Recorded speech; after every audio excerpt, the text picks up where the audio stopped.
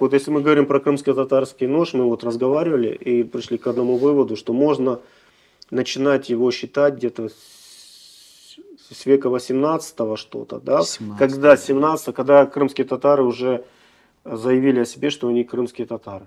То есть Потому что Расцвет, до этого когда времени, уже был расцвет. до этого времени, Да, я смотри, здесь жили греки, здесь готы, здесь скифы, здесь еще кто-то. То есть балтийская нация, да, когда И начала у каждого у них свои ножи были.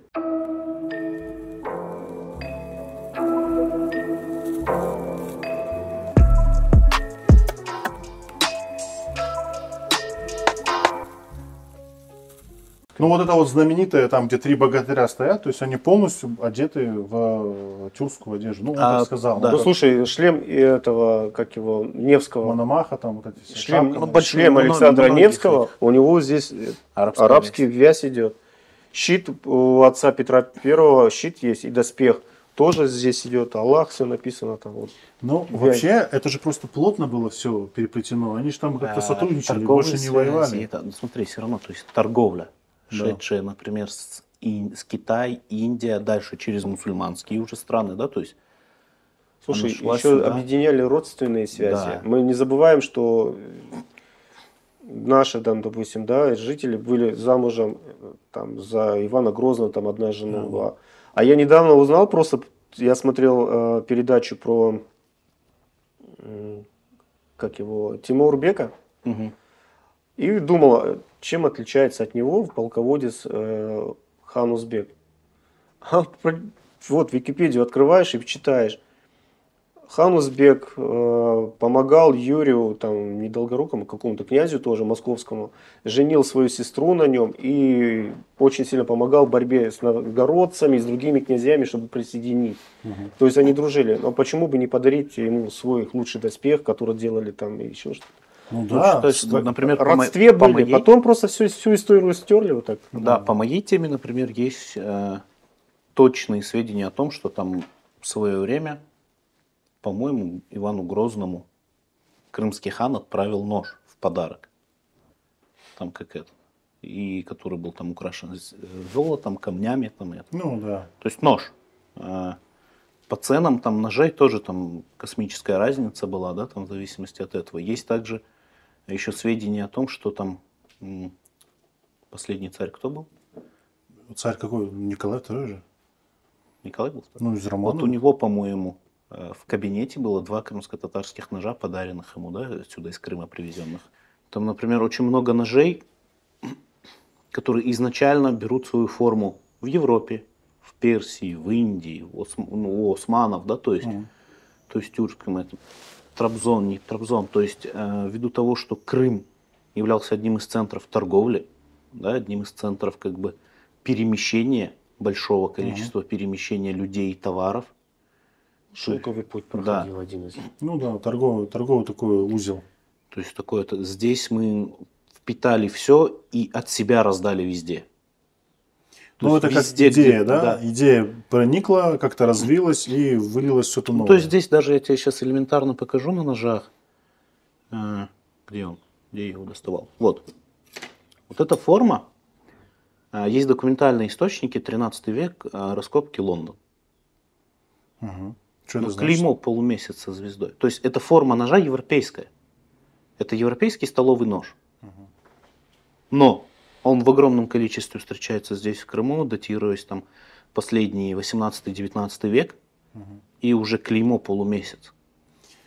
Ну, слушай, это же логичная история, по-моему, нет? То есть хорошую вещь взяли, начали внедрять. И то есть, просто и вот здесь же дальше есть нож, который уже идет как бы эволюция этой формы. То есть если этот нож как бы более сложно изготовлен именно в европейском, скажем так, стиле, то есть здесь кованый больстер там, с граненными этими, да, здесь уже проще, но в той же форме. Силуэт тот же, да? Да. Это та же форма ножа, только изготовлена уже проще. Ну, и клейма уже абсолютно это, скорее не европейские. всего, сильно позднее было сделано, и уже так, чтобы то есть дешевле. То есть, опять-таки, да, упрощаем и удешевляем. То есть более доступно людям становится все это, более массово расходится по всему этому. То есть, да, источники опять что говорят, 400 тысяч ножей в год в 18 веке делали. Ну, это в Крыму, да? Да, Почти. Крым как центр Ну, в ножевой основном индустрии. Бахчисарай вроде, да, там Да. двигался. Ну, скажем так, Бахчисарай был центром, то есть по источникам мы знаем, что там 100 ножевых мастерских, а может и больше было, да, и там по остальным крупным городам варьировалось там от 1 там, до 20, Как любая по-моему. столица, да, она привлекала к себе, ну, туда приходило больше То есть торговцев. основной трафик в тот Купить, момент был продать здесь, можно да. было в столице больше, чем он сейчас Симферополь взять, то же самое. Ну, это логично, по-моему. Ну, Это как привоз, да, условно и говоря, все туда опять-таки, едут. то есть, в чем был смысл? То есть производитель, он же не делает на конечного потребителя. Производитель делает на оптовика, да, на того купца, который приезжает, забирает товар в количестве там от 1000 штук и везет его куда-то. То есть есть там данные о том, что эти ножи там в Париж, в Стамбул уходили, там везде, да, то есть на Кавказ, Черкесия, там Россия, Киев и так далее. И Ну, я так думаю, далее. по сути, везде, по всем направлениям. Да, то есть, ну, это торговля, это нормальный как бы развитие торговли, и когда у тебя хороший продукт по доступной цене, здесь проблем нету. Точно так же, как сейчас мы видим, да, с любой там бытовой техникой, там, компьютерной техникой и так далее. Да. Если у тебя хороший доступный продукт, он расходится везде. Да, как бы этот. И здесь то же самое было. То есть мы видим огромное количество форм ножей. Да, вот мы уперлись в это. До сих пор, например, там спустя 6 лет своих изучений, нереально сказать, что вот, например, вот это крымско-татарский нож и только это. То есть чисто крымско-татарский. Ты в этом плане имеешь в виду? Да, ну вот форма. То есть есть, например, да, такое понятие, да, вот этническая форма. Там все знают, там, когда говорят узбекский пчах, все представляют себе узбекский пчах, там, или там есть у карачаев, у ребят, да, там у них бычах есть, там карачаевский, да, там. Ну и у турков бычак. Одна, вроде, да. Ну, то есть спорный нож, якутский нож. Да. Сразу понятно, что типа с Якутии привязан к Якутии. А Да, он же тоже, да, очень сильно похож. Я, по-моему, видел этот якутский На нож. что похож? Ну вот, Нет, он своеобразный. он вот такой вот, изогнутый. Нет, он Нет. прямой, но у него Приморочный. он заточен в одну сторону вот полумесяцем, а с другой стороны у него выемка. Выемка Доло такое. большое, широкое. А применение сферы какая у него? Хорошо струганину кушать. Сырое там мясо, упор, сырую да? рыбу. Там не упор, там он сделан нож-ложка, вот, грубо да, говоря. Да. Вот ложку берешь с одной стороны, вот с этой затачиваешь и все. Вот ты берешь этот кусок мяса сырой, вот этот холодный. Срезал и съел. Срезал сразу. и ешь с него. А он так и сделан, как ложка, только длинный и все. Якутский нож. Да, то есть, ну вот понятие, да, а вот сказать, чтобы, например, крымско-татарский этнический нож, Да, это вот что-то конкретное, Спорно да, такое. не можем. Вот, ну вот спустя 6 лет исследований, например, я не могу сказать, потому что, например, вот нож, да, например, вот очень часто попадается он у нас в артефактах, есть его в большом количестве, как обломки лезвий, там, как целые ножи или там просто лезвия, да, клинки сами. Да, например, вот, например, здесь грядка ножей у меня по форме, вот они. И вот эта же форма ножа, если я не ошибаюсь, есть на фотографии мастерская ножевая Бахчисарая, да, то есть вот это многим известная фотография, вот этот же нож там вот так воткнутый в прилавок стоит. То есть, да, есть это, есть вот эти ножи, которые тоже в огромном количестве встречаются и, да, то есть в разных размерах, в разных этих, то есть, и мы не можем конкретно сказать, что какой-то из этих ножей был конкретно этнически крымско-татарский. Ну, Они этнический здесь смысл, ты все- имеешь в виду, он родился в Крыму? Ты в этом плане имеешь? То есть его создали эту форму в Крыму? Вопрос не в том, что создали, вопрос в том, что вот какой-то конкретно одной формой мы пользовались. Подожди, Да, это другой вопрос. То, что создали, либо не создали, здесь, я скажу так, Крым впитывал и выдавал какой-то другой продукт. Чуть-чуть другой, чуть-чуть этот.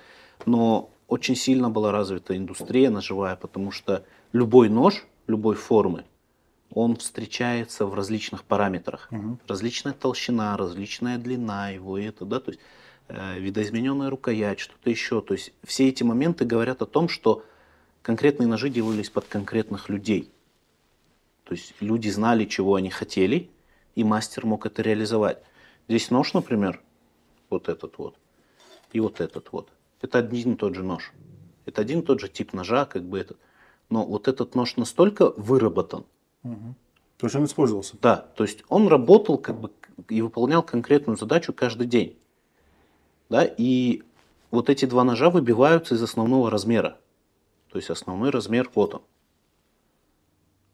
Да, то есть, грубо говоря, если это 230 миллиметров, это 280-300. То есть, ну вот конкретно под нужды и под человека было сделано. То есть, опять-таки, металл. Встречаются ножи, как там Дамаск, не Дамаск, да, там, то есть, такой момент. Рукоятка, дерево, кость. Давай вернемся к понятию этнический нож. В моем понимании этнический нож – это нож, который используется этнической группой. Вот, допустим, мы крымские татары. Да, у нас, во-первых, нужно разделить бытовой нож и военный нож. Да? Давай вот и как-то будем делить. В моем понимании, вот в быту, я там где-то читал в некоторых источниках, да, что было очень много бытовых ножей под разные нужды. Там от тесаков больших, заканчивая маленькими фруктовыми ножами. И я думаю, что если вот, допустим, там 15 ножей в доме использовались, и эта практика была похожа и на другие дома, это можно считать этническим ножом. То есть вот они использовались крымскими татарами. Если они воспроизводились, если на них был спрос, если на них была задача, там, не знаю, резать там мясо, муку, там, рыбу резать, там, не знаю, там, сыры какие-то. То есть был перечень ножей. Вот мы же можем сказать, что это этнический нож, который был вот в крымско-татарской семье. Вот, допустим, Да. этим ножом что-то резали. Но мы не можем выбрать одну этническую форму. А зачем? Или Их не же будет. много Да. было. То есть то, о чем ты говоришь, да, это, ну, даже сейчас у меня там на кухне около 10 ножей. Ну, есть мастер-нож, типа Да. как нож шеф-повара, да, такой универсальный. И есть там уже там для сыра, там, для Там брынзы, для отдельно хлеба. ножи, тут такой там нож удобен жене, такой мне, там, Да.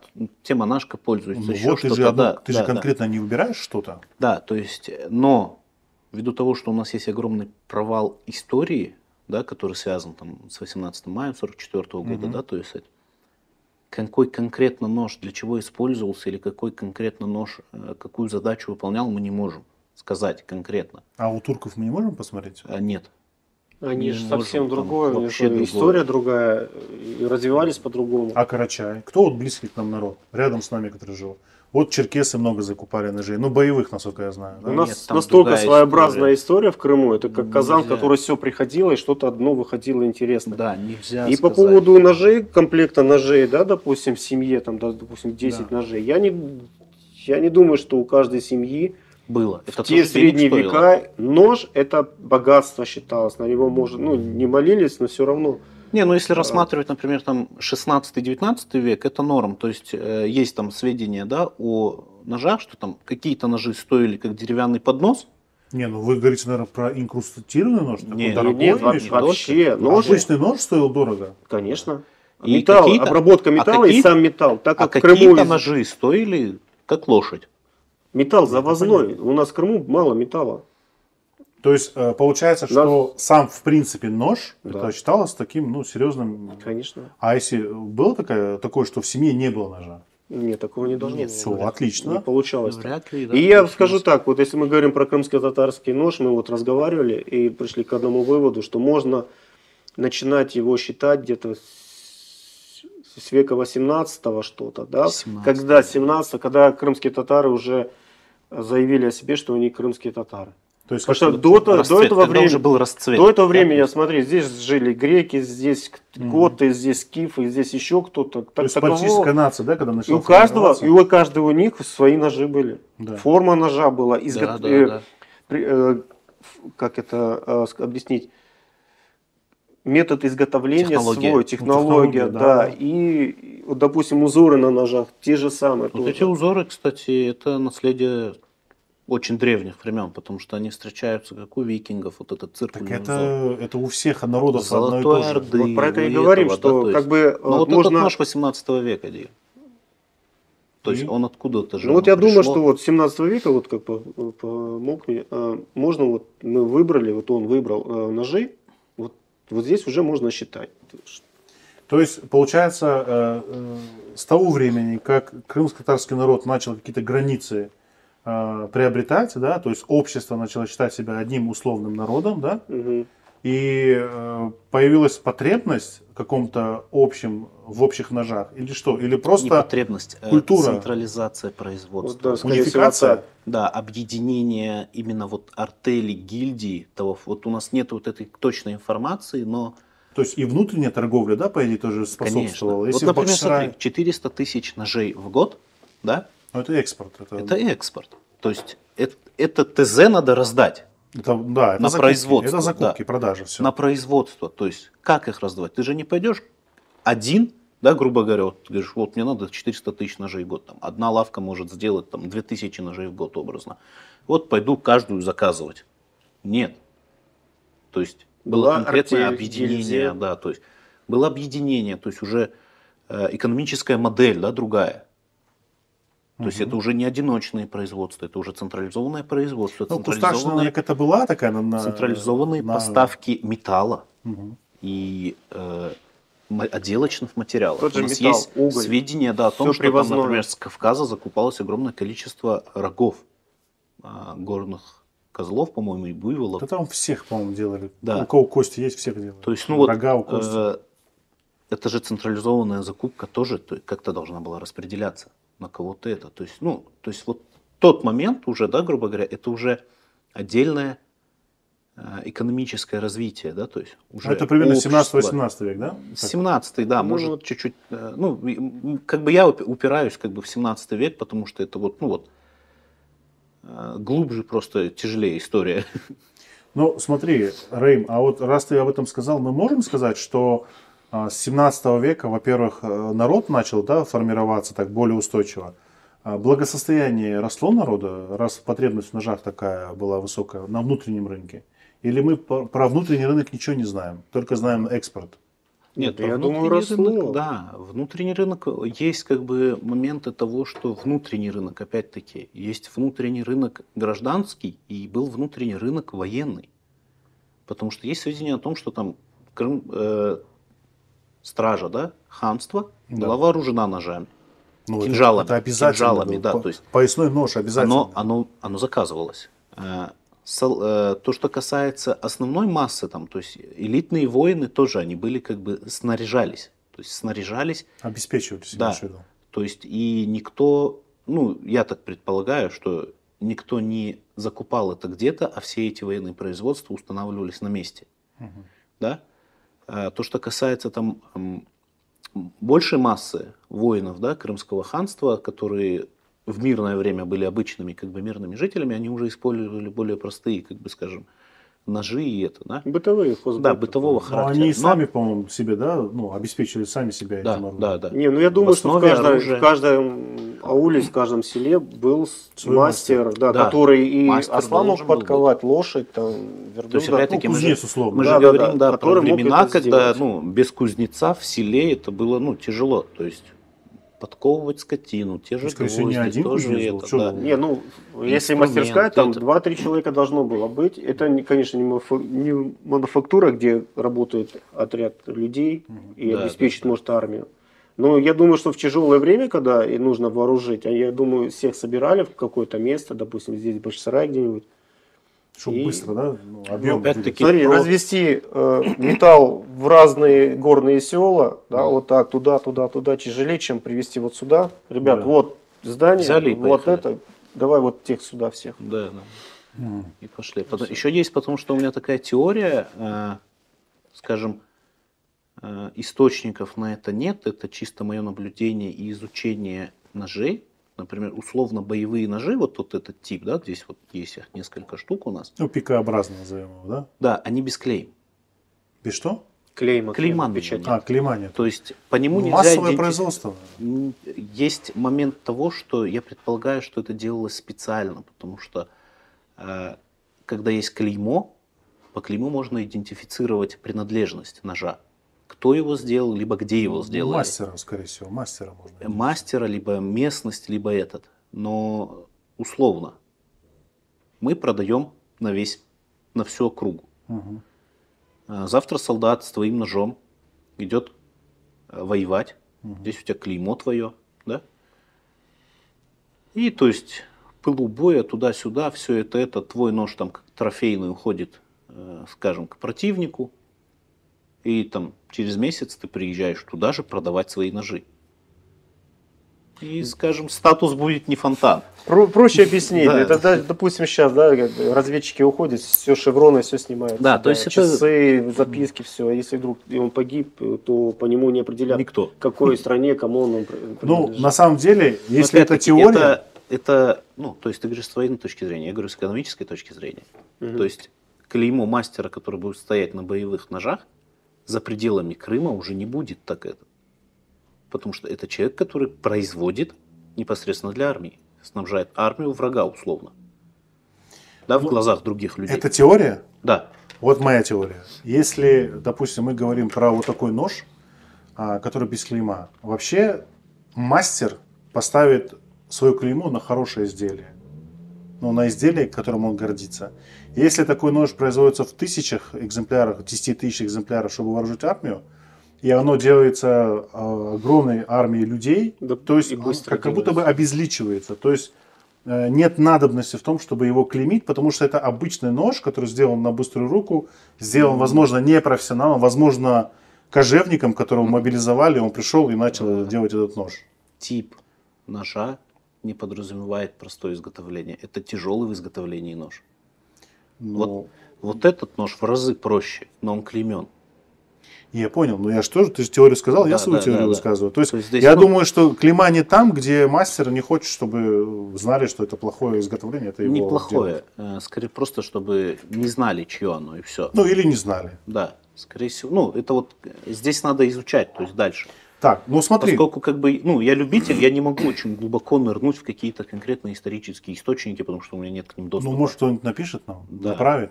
Может. Как бы есть там у меня ребята, которые помогают, но им пока тоже не встречалась такая информация о том, что... Вообще, развитие народа напрямую связано с благосостоянием. И если сказать, что сам народ сам по себе, скажем так, повышал уровень благосостояния, значит, повышалась потребность в типе ножей, которые можно использовать дома. Условно говоря, там, допустим, вот я старший в семье, да, я глава, то есть у меня свой нож. У моей жены свой нож, у моего сына свой нож. Ну, это можно Нет, опять теоретически смотри, так не быть? так, что я глава семьи, у меня свой нож.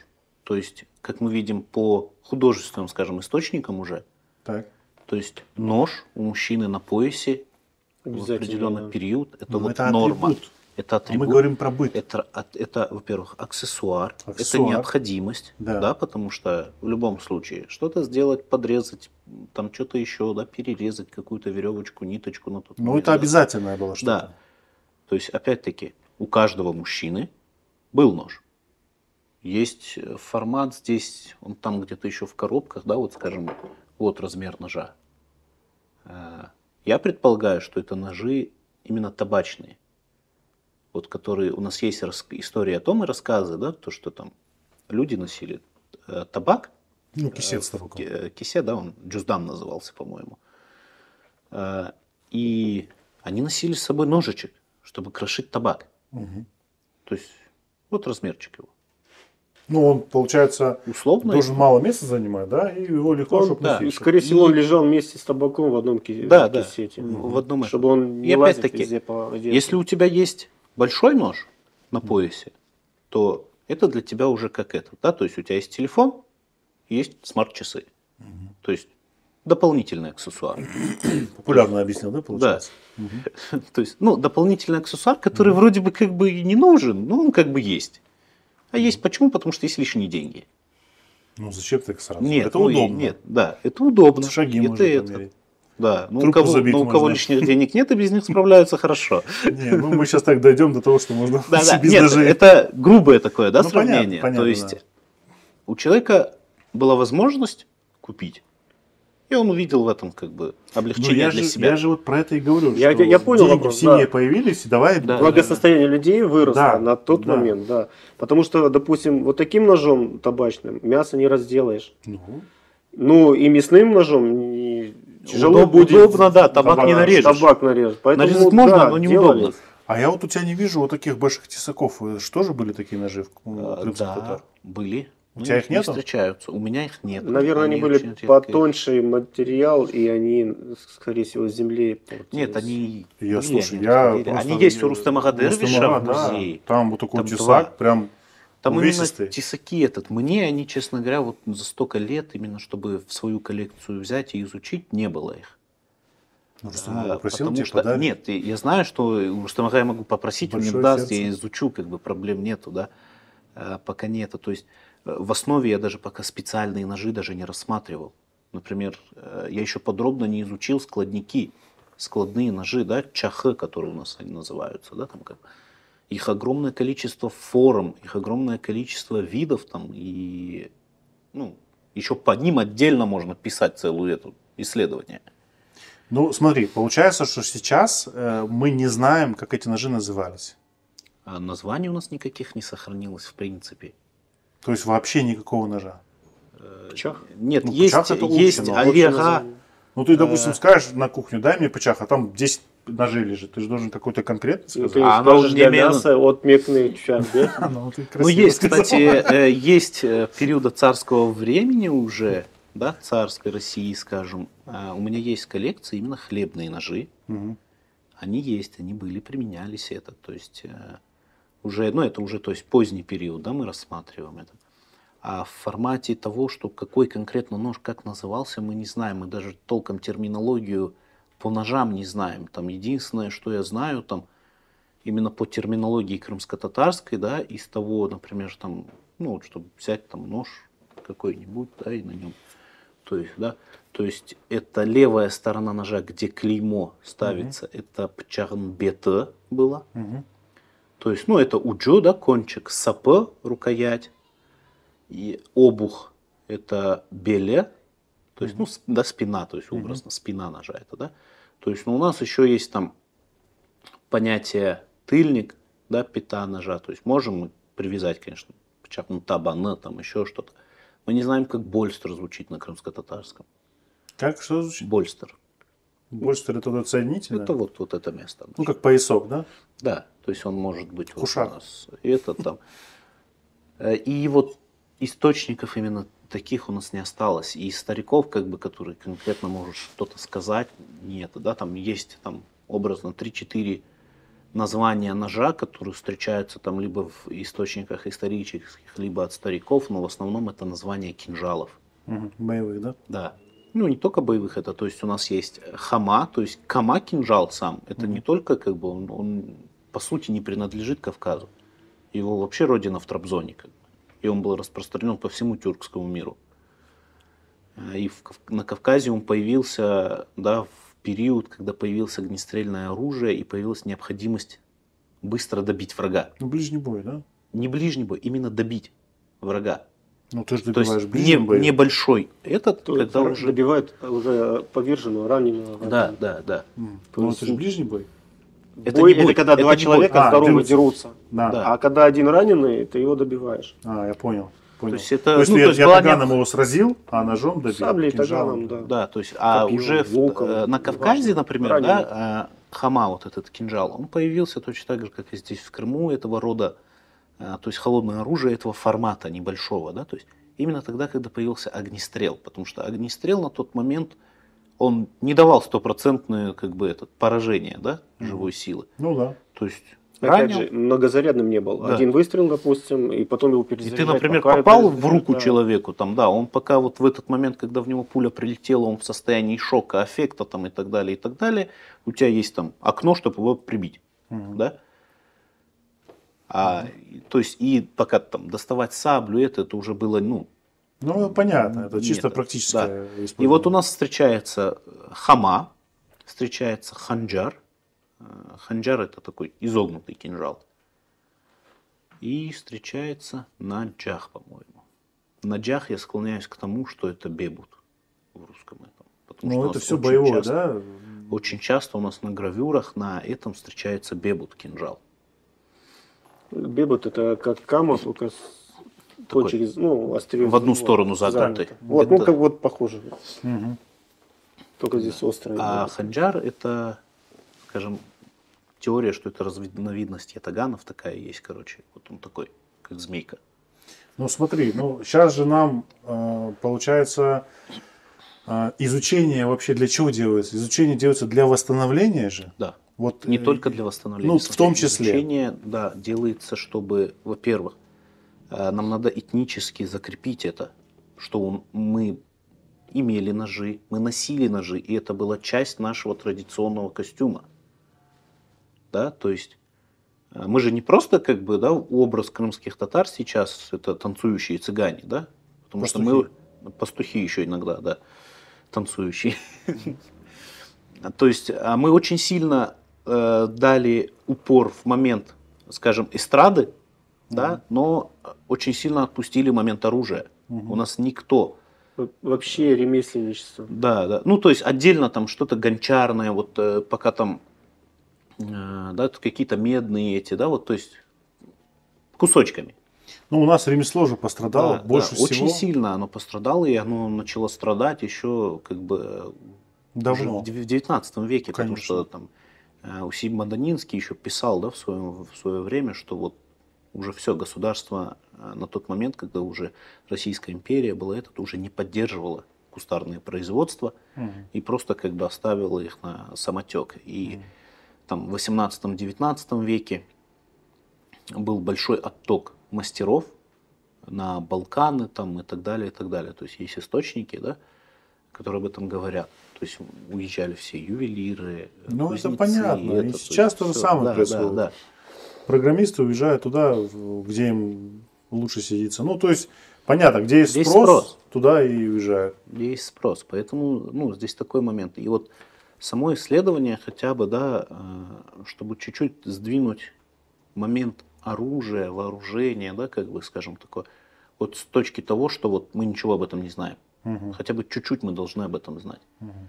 Да, мы должны знать. То есть уже, да, уже в рамках исследования я накопал столько информации, что да, вот сейчас можно взять полностью от начала до конца, восстановить всю технологию производства крымско-татарского ножа, потому что там были свои особенности, да, например, даже та же зонная закалка ножа, Вот здесь вот хорошо видно. потому что там мы Что свой значит зонная закалка? нож Смотри, закален не видишь, полностью. здесь вот трещина. Да. Этот нож вообще, я его нашел когда, он был лезвием сюда загнутый, вот здесь лопнутый. Почти на излом, да? Да, и он не поломался до конца только потому, что он был зона закален. Вот эта часть лезвия закалена, то есть опущена в какую-то Да. среду, там вода или Ну, еще режущая что-то. часть, Да. скажем так. А здесь было мягко. За счет этого он смог. Эластичность. Да. Мгм. Вот это называется зонная закалка. А практическое применение какое? Ножа самого? Свойства ножа меняются.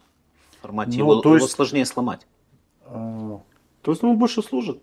просто И практически. хорошо держит заточку. Он до сих пор форма И по его ним- осталась. То Он есть не по нему, стерся, по нему допустим, можно как некоторые. бить там, да, сзади по обуху. То есть он не треснет, не это. То есть, ну, это увеличивает, скажем, гибкость ножа. Ну, допустим, я... То же да, самое уже, да, вот этот тот самый первый нож, который я подвергал жесточайшему просто издевательству. Первый Я нож его- ты его купил, в Да, смысле? который я купил. За 500 рублей, который? Да, что-то там вот около этого Просто было. подписано, поэтому. Да, я писал об этом, то есть, и впоследствии я на нем как бы ставил опыт, я его вытравливал в кислоте, чтобы понять структуру металла, да, чтобы это... И на этом ноже мы выяснили, что, ну вот, таки да, зонная закалка, потому что есть темный переход, на котором видно. Даже обычный нож, да? Или это Ну, я не необычный скажу, нож? что это обычный нож. Ну, не боевой же. Нет, не боевой. Вот этот тип ножей, они отличаются тем, что у них очень такая массивная рукоять, металл, да, на рукоятке, то есть очень толстый. И сам нож по себе он сделан так, что вот он рассчитан на силовую работу. То есть, скорее всего, я подозреваю, что конкретно этот тип ножей, как бы, Широкого скажем, профиля? не широкого профиля, а он был ориентирован именно на, скорее всего, охотников, рыбаков, может, погонщиков, да, то есть эти ножи очень приспособлены к силовым нагрузкам. Чтобы в кость зашел и не сломался. Там. Элементарно, да, то есть погонщик, там, лошади в копыта камень зашел, там, да, там, что-то еще, Выковырять. выковырить его, что-то еще, там, да, то есть, Такой мультитул. да, то есть хороший, надежный нож, он тяжелый, Он реально тяжелый в формате того, что вот, например, вот этот нож, он в разы Ну и достаточно легче. короткий, да, то есть чтобы его Ну, носить здесь нет, можно было этот в походе, чуть-чуть да, видоизменен, потому что походный. человек, у которого я его покупал, видать, чуть-чуть марафет навел на нем, короче, чтобы больше ему этот, ну, да, вот он должен был быть вот таким. Ну, Вот, нормально. не хватает марафет его, навел. это, да. То есть и такое, то есть у ножей была разница, хороший этот, то есть разные ножи под разные задачи.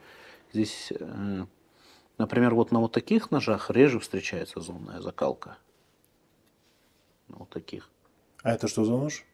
Это вот Ну, он самый простой, да? Это вот я считаю, что вот этот вот нож и вот этот вот нож, да, то есть вот этот вот его с рукояткой, это, скорее всего, самые распространенные и самые употребляемые ножи. То есть цельный. Но если присмотреться, он не совсем простой. Да, он не я простой, как человек, он сделан который непросто. делают ножи и длинное древко там оружие.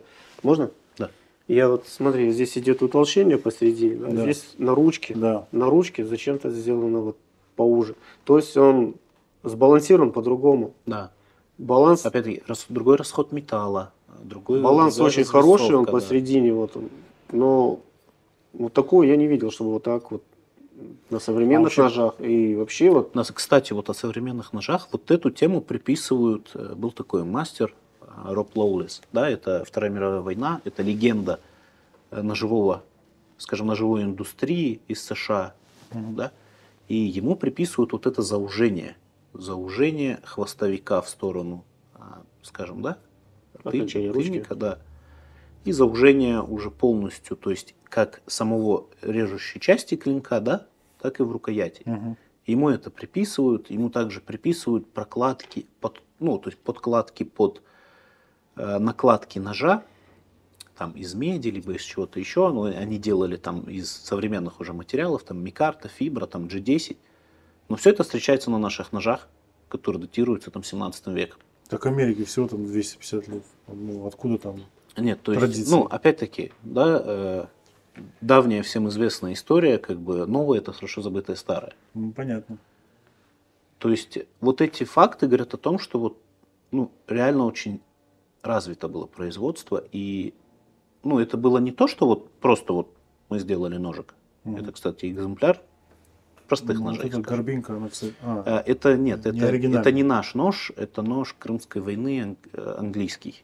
ну, по такому принципу, я имею в виду, Да, то есть это киян эти делают. здесь у меня, по-моему, нету, они где-то Много там. ножей по этому принципу Да. делается. Ну, вот, наши то так есть- не делались, да? То есть вот они, вот простенькие ножички. Наши тоже это, делались вот. это нож под Всадной. всадной монтаж. Всадной монтаж это вот, да, то есть Ставим. когда клин там втыкается в деревяшку или в кость или в что-то еще. Нагревается вот эта часть Как- и на горячую, ну, всаживается или в туда. кость, или в дерево. Ни на клей, ни на что, просто на Нет. горячую. Делали так сначала. Делали Потом и, могли- может быть, в лучшем случае ставили один штифт, вот как вот здесь, который его удерживал, этот и все. То есть вот это простой нож. Ну, конкретно этот не простой нож, потому что конкретно у этого ножа у нас есть всечка каким-то цветным металлом, вот здесь вот есть узор. Здесь все ножи, они на самом деле непростые. Если присмотреться, ну, если в общем простых нет смотреть, ножей, да? Простых простых нет. нет ничего. Даже вот в руках держишь, смотри, с одной стороны 3 дола идут, а с другой стороны 2 дола. Я вообще не понимаю, что это такое. Потом вот эти Подожди, ты же горбинки, вот, я такого не видел нигде. Я и уже интернет перелопатил, вот, и спрашивал тоже. Ну, в руке вот конкретно круг под пальцев пальцевые ставишь, эти, да. очень удобно. Так здесь же рукоятка была. Да. И она описывала вот эту вот, да, эту Ну, форму. скорее всего, да. Да, и ну, как Ну, в смотри, современном этом это считается подпальцевые Да, выемки продуло, для видишь, смотри, раз, два, три. улучшенного этого, Да. А удержания здесь рукояти. раз-два. Да, то есть. Почему так? И вот я не встречал такого нигде. И- Но это не для вот этого, не для крови? Вот этого, Нет, это Не, кровосток. вот это кровосток, это легенда вообще Да, это зоновская от глупых штука. людей, да, зоновские Нет. темы. Я извиняюсь. Нет, на самом деле, да, чтобы разъяснить понятие, да, вот эта штука называется дол. Дол делается, Какая штука? вот, кровосток так называемый. Вот здесь вот широкий, видишь? Да. Дол делается лишь для двух вещей. Для экономии металла? Облегчение Облегчение, конструкции облегчение, и да. увеличение жесткости. и все. Ребро получается жесткость. Да. Молекулярная схема металла меняется, оно уплотняется, выделяется сюда и становится металл еще крепче, чем если его просто обработать станком Да, если просто срезать. и закалить. Да, И опять-таки, здесь совсем вот смотри. по-другому. Да. А я Вот- почему-то думал, вот- что это вот срез этот- идет. Это Вот, просто вот вдавливание, этот, смотри, да? большой нож, По да? идее, их правильно делать, выбивать доло. Да. Условно мачете, скажем так, потому что конкретно мы не знаем, как оно называлось и что. Найден вот этот экземпляр был в районе села Бешуй. О, знаем такое. Вот. Хайдар алейсалям. Малейкум. И он тонкий. Но если бы он был просто тонкий, он бы гнулся очень сильно. То есть он бы изгибался вот так. Но у него с двух сторон дол, который ему придает тавровую форму, да, тавра. И ребра его удерживают. То есть он вот так вот не трясется. То есть, грубо говоря, условно, если взять полосу металла там 2-3 миллиметровую, вот так ее тряхнуть, Да, она она вот так играет вот, будет, да, как да. это будет играть. Ну, на косе тоже ребро Да. жесткости поверху идет. Да, да, да, оно да. не пляшет, хотя она очень тонкая. Да. То есть, Я ну, знаю, бухарские сабли делали из кос. Брали косы и делали из сабли.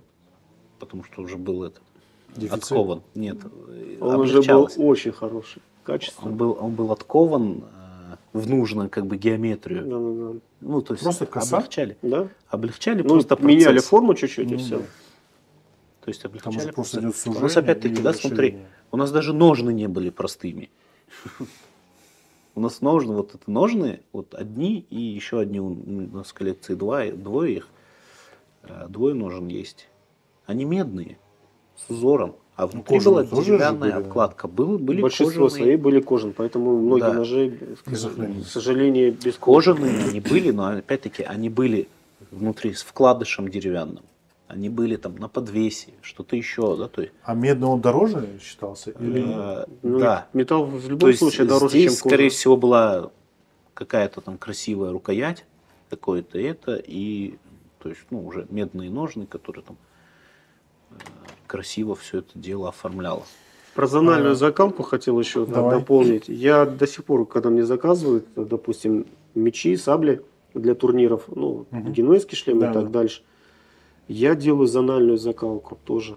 Делаю, чтобы здесь было крепкое, то есть, когда меч идет, чтобы не было Засечь. вмятин, засечек сильных таких. А середина, чтобы была мягкая, для того, чтобы он во время бугурта или во время поединка, зрителей много, если он будет полностью закален, отлетел. он отлетит, и кому-то Отломается может и- да, и в голову там прилететь там, ребенку, Всё, логика взрослому. понятна. Да. И поэтому лучше меч немножко где-то согнется, чем он лопнет. Да. Вот, про зональную закалку Да, чуть-чуть да, да, это дополню. и есть такой момент тоже. Ну и опять-таки зональная закалка, даже в условии, скажем, боевого столкновения то же самое. Лучше кривой нож, чем поломанный. Ну, да. конечно. А слышал такую тему, что скифы свои мечи закалывали, на лошадь садились и скакали очень галопом. И в это время еще крутили, чтобы он остывал на ветру.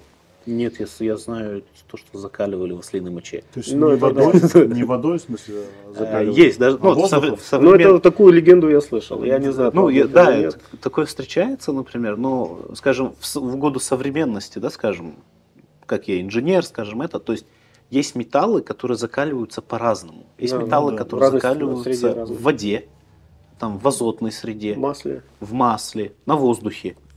То есть есть, например, да, то есть быстрорезы, там еще, то есть инструментальные стали, то есть его просто достаточно нагреть и поставить.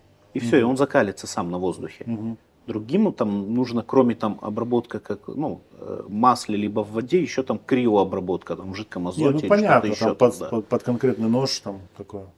То есть есть такой момент. Но даже тогда, зная о том, что, например, вот закаливали там в воде, в моче, там еще каких-то этих, да, опять-таки моча это азотная среда.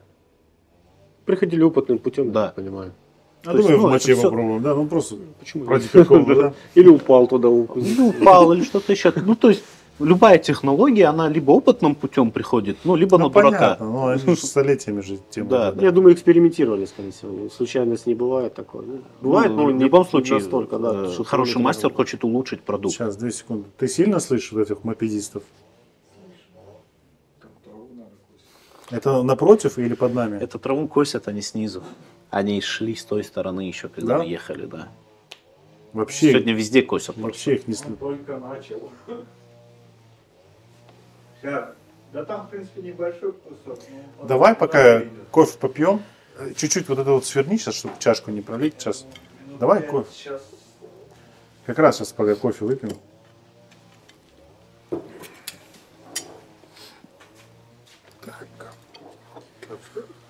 У тебя Не, молоко, ну чтоб у кофе тебя был. молоко есть? У тебя молоко? А, Нет. а что, было же? Выпили? Мы все выпили? Ну, чуть-чуть ему можно же прыснуть? Это ослиное молоко, ничего страшного. Ничего страшного. Белый. В молоке, интересно, закаливали, пробовали? Скорее всего, Ты пробовали. знаешь, мне кажется, в любой жидкости попробовали. Это же, ну, как бы очевидно, Всё, да? То есть, ну, опыт есть опыты. Это вот тыльники, ножей, украшения, это, то есть. Хвостовики так. Заглушки. Думаю, пуговицы не подходят. Ну, раз про ножи, значит, Ну, же это, вот это перламутр. Дорогущая до ужаса вещь на тот момент даже была. То есть там есть литые ножи, есть чеканенные ножи, там, ну, то есть огромное количество всего этого. Иногда это. Ну, это раз, ну, потому что кожа. Я имею в виду, он также вот плохо сохранился. Нет, все плохо сохраненное, потому что, как заметил Дилик, писал я однажды, что не тем мы занимались в свое время. И все ну, просрали. мы не в Да, том Дилик? возрасте были, как Ну, бы. мы были не в том возрасте, а люди, которые всем этим управляли, не тем думали. Не тем управляли. Да. Не в Не ту тем сторону. занимались. Не в ту сторону управляли. Ну, и им норм было, походу. Не, ну, слушай, это ж такое дело, как бы. Поэтому- Ладно, не будем про них, потому что это Прошло. неинтересно. если Уже честно. просрали. Да. Ну, мы об этом чуть скажем, как бы, да, там, ну, честно говоря, не особо хочется про это говорить. Да, значит, не говори. Да, как бы сейчас каждый на себя начнет думать. Да. Там, знаешь, как на варе шапка горит, да? Так ты заметил это количество комментов под этой записью, Под какой? которые я до ФБ вот это же опостил в предыстории, где я написал, чтобы все просрали. То есть И под чё? первой записью там В лич- 70 в личку комментов, никто не а подписался? под второй записью 4. То есть многие это приняли на свой счет, походу. Да не, я думаю, что не так плачевно. Нет, не так, но на самом деле реально просрали многое. Потому что когда До сих пор даже можно пользоваться. потому что когда общаешься вот с этими копателями, которые тебе реально говорят, что ты, да, это все 15 лет назад. Ты прикинь, надо вот в первые металл годы, да, сдавать. что они сдавали? В первые годы было все здесь, Дили. Было все. Точно так же, как вот эти дома в Бахчисарайском районе, которые уже развалились. А банально металлист, приемщик металла. Вот Рустам-ага рассказывал, он ему дает какой-то уничтоженный джезве, вот такой весь уже вот такой. Он говорит, Рустам-ага, в 90-х годах такие вещи приносили, на Да. металл на медь сдавали. Да. Прикинь, гугумы, джезве, Точно так же тарелки, сейчас на чашки. Кавказе. Мне 2 года назад, по-моему, скинули видос там в Дагестане на металле. Такое помещение, знаешь, приемка, и вот помещение такого размера, и оно полностью завалено. Гюгюмы, Свои, да? да, ихние, то есть табахи, медная посуда, все вот это вот старое, понимаешь? И это, Давай, да. давай, ты а знаешь- есть еще некоторые такие хитрожопые, короче, которые там это все покупают и здесь продают. Здесь такой в Джанкое один хитрожоп появился. Как местная, короче. Да. Короче, вот буквально недавно был прикол, пишет мне один мой знакомый, он говорит, Лявер, нужны, говорит, старые вещи 18 века. Там кевгар, ну вот этот, Да. как он по-русски, кевгар? Шумовка. Шумовка. Все такие разы затупили, да? Как это тюмыч. называется? Короче, кевгар, гугум и какой-то там такой тазик. Это, мол, крымское. А потом он реально не похожий, но я гугумы знаю, как выглядит. Вообще другие, короче. Я ему говорю, это не крымские, это, скорее всего, дагестанские. Но он потом чуть-чуть поковырял, действительно, с Дагестана привезли. 25 или 35 тысяч он как бы за них просил. Ну, что дорого, в принципе. Для местного это не так дорого, но у дагестанцев у них много, да, такой ерунды? Там очень много теле. У них Там- это все сохранилось. Да. Они, Но они щас они это не всё так продают. долго отсутствовали на своей родине. Их не было 12 лет. Лет 10, да, чеченцы. То есть их в 44-м, если выселили, в 56-м указ был, в 57-м они уже возвращались все. Да, В свои дома. Да, Да, они да. практически все вернулись в свои дома. Я про чеченцев читал, что он возле дома садился и начинал нож точить Да, просто без слов. это мне Анашка даже рассказывала, это тогда они И все люди знали. сами съезжали. Просто уезжали. молча, прикиньте, вот с утра человек приходит, в 5 Давление, утра, да, какое? начинает точить нож у тебя перед дверью. Ну как у тебя, это его дом. А наши стучались, можно попить воду с этого, да? Да, а Там наши просто, добрые может, нож были. поточить нужно было просто. Недавно Наши рассказывала добрые были историю, просто. Вот прям на Байрам, что старика не пустили в свой дом, это было в 70. Какую историю, Лейла, это наш родственник. Ну да. Ему стало плохо, и он умер. В аэропорту умер в И сердце. у нас бабам анасын. Уларын эве, вот темірче, там такая тварь, бабка жила. Я помню, туда ездили. Она не пускала во двор нас. Да, все не пускали. До сих пор. Вот у меня фильм есть на канале про Фатму Джипар. Мгм. Вот ее пустили, короче. Вот чуть ли не второй раз, когда мы Нет, пришли. Фатма, она уже моего возраста. Да. Это, Что ты это молодишь, тебе сколько лет? 31, Ну ладно. Просто выглядишь на... 42. Ну ты бороду сбреешь, тебе 25 будет. Да. Смотри, то есть Потом пустили. ее сын уже Да. пускал. Да, да. А те, они Ну, бабка думали, же что знала, мы что придем она их в и чужом выгоним. доме живет. Да, Конечно. да. Да. Давай насчет восстановления поговорим. Там ты у себя написал в Фейсбуке, что ты на 95% восстановил технологию. Честно говоря, ты меня удивил этой цифрой. 95 это же почти 100. Да, Это же ближе, чем 50%. да. И что, мы сможем ножи делать? Да, иншалла, я в процессе. Я в процессе, например, вот, да, то есть восстанавливаю вот этот нож. Это, Подожди, скажем, давай так. условно, Давай, боевой. какая утилитарная цель у ножа? То есть куда? Для чего? Кому? Смотри, вот этот нож я начал делать и восстанавливаю там с целью там МДшки в музей его отправить, Так. как реплику. Так, это реплика. Да. И вот этого формата ножи в современной реальности это не более чем подарок. Максимум, что им можно сделать, это зарезать скотину какую-то, и то не сильно удобно.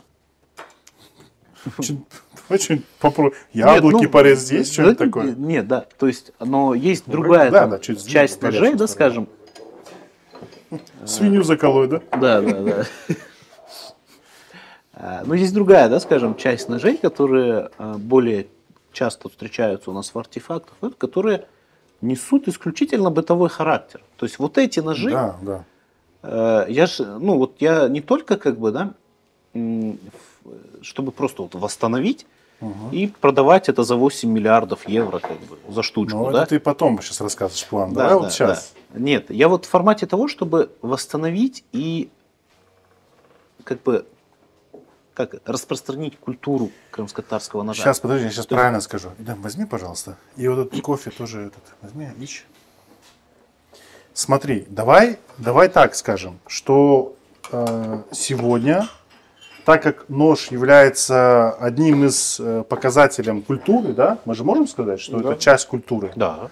Любой предмет Значит, есть часть культуры. Ну, давай нож. Мы же Да. про ножи разговариваем. Да. Вот смотри, если нож является частью культуры, значит, восстановление крымско-татарского ножа является тоже частью этой культуры. Правильно? Да, часть восстановления культуры. Вот, замечательно. Тогда получается наша задача, ну, то есть ваша задача и наша задача тоже, это... так, чуть много налил. Молоко? Мое. Ну, тогда нужно будет немножко отпить тогда. Трогай. Я тебе так налил просто добро. Так, вот От сладкое, души, да? я не знаю, шекер, вот это вот там будет как, кому как. Что нужно, скажете, я вот так вот подвигаю. А чай есть? Чай? Чай есть с бергамотом. Да пойдет. Ты кавказский, что ли? У нас? Нет, я вообще его хави не пью. Ну, просто понюхай ради приличия. Я- Бисмилля, да. Поэтому я обычно пью молоко с кофе, знаешь, как бы, если вот прям Наоборот, вообще да? вариантов нет отказаться, короче. Смотри, получается, давай так. Если мы говорим про восстановление, то восстановление бытового ножа, да, вот в быту, который вот каждый день люди будут что-то резать, оно же самое практичное. Да. У тебя есть такая цель? Да. Отлично. Да. Когда можно будет купить нож? И почем? Почем не скажу, здесь Почему не скажешь? разница. Ну, смотри, один и тот же нож может стоить 2000 и 30 тысяч. Давай 2000. Будут такие ножи, иншаллах. То есть Не, ну я ты ж планирую понимаешь, ножи, что- то есть в районе 3000. Это самые доступные ножи. То есть почему? Есть у нас ножи, да, часть ножей, Упадет, смотри, аккуратно. которые У нас идеальный несут баланс. исключительно как бы, да, хозяйственно-бытовой характер. То есть это ножи, которые удобны в использовании даже сейчас на кухне, не на кухне, там, да, то есть в лес там, с ним сходить, там, я не знаю, там, мясо нарезать там, и так далее, и так далее. И у меня цель, да, я всегда говорил ребятам там, и всем остальным, кто занимается чем-то, восстановлением чего-то, посуды, там, либо каких-то предметов быта, я всегда говорил, сделайте сначала максимально доступно, Да. если вы хотите популяризировать и вернуть это нашему народу. Да. То есть, ну, цель же не просто вот нажиться на этом. Мы же хотим, чтобы люди этим пользовались, чтобы наш народ этим пользовался. Не, подожди, давай нормально скажем, потому что в этом нет ничего плохого. Да, да. Зарабатывать на ремесле это нормальная Нет, это история. ремесло, то есть, да, это Смотри, ремесло. давай по порядку. Вот смотри, если условный мастер, да, вот Раим, к примеру, говорит, все, вот я делаю ножи. Эти ножи традиционные, все, есть каким-то под ними какое-то обоснование там, да, научное. И он говорит, это обычный традиционный нож, который использовали крымские татары в домах. Этот нож стоит 2000 рублей. Потому что конкуренция тоже большая же на этом рынке. Да? За 2000, за 3000 можно хороший, отличный нож купить сейчас. Ну, там 1000 рублей трамантина стоит, которого как бы на кухне вообще шикардос. То есть конкуренция есть. Но если условный мастер сделает нож, который будет доступен, он сможет на условиях того, что это этническая история, он сможет его внедрять в быт. Вот как сегодня мы варим кофе в джезве, да, это же наша история. Завтра многие с удовольствием будут резать этим ножом дома хлеб, там, не знаю, мясо и так далее.